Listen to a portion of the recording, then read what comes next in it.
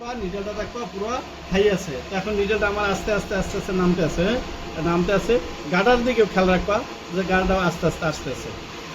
এই আসে না,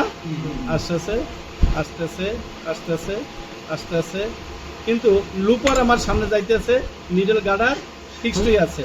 এই যখন এখানে ধরবো তখন আমার এই গাডাটা এটার সাথে টাচ লাগবে, ফিক্স থাকবো। তাহলে কি হবে, মোটা ফেব্রিক হলো তোমার এই নিডেল সরে যাবে না।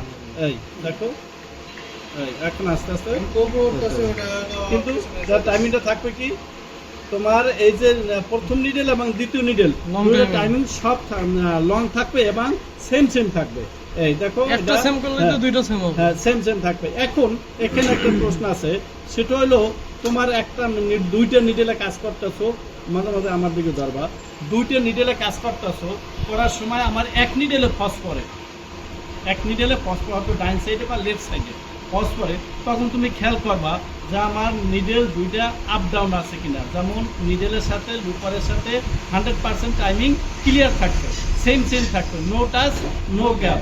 এখন যদি তুমি দেখো একটা গ্যাপ আছে, হয়তো 1 মিলি আছে বা হাফ মিলি আছে, ওইটাই ফস করে। একটু তো কম বেশি হয়। একটু কম বেশি হলে ওইটাই ফস করে। দেখো ওইটাই ফস করছে, তাহলে আমার এই মুহূর্তে কি করণীয় করতে হইব বলতে পারো?